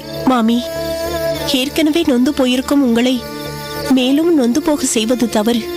இருந்தாலும் கேட்காமல் இருக்க முடியவில்லை. உங்கள் தம்பி இது பற்றி என்னதான் சொல்கிறார்? கல்யாணத்திற்கு முன் அவன் பேசிய பேச்சே வேறு, இன்று அவன் பேசுவதே வேறு. என்ன செய்வது? எங்கள் தலைவிதி. இப்போது மன நிம்மதியை தேடித்தான் காலையும் மாலையும் கோயிலுக்கு சென்று வருகிறோம். இப்போது பகவானிடம் வேண்டி என்ன பிரயோஜனம்? இதில் என் தப்பும் நிறைய இருக்கிறதம்மா. நான் கண்டித்தும் அழுத்தம் திருத்தமாகவும் இந்த கல்யாணம் வேண்டாம் என்று சொல்லி இருக்க வேண்டும். ஒரு கணவனாக மனைவியின் விருப்பத்தை பூர்த்தி செய்ய வேண்டும் என்று நினைத்தேனே தவிர, ஒரு தந்தையாக என் கடமையை செய்ய தவறிவிட்டேன்.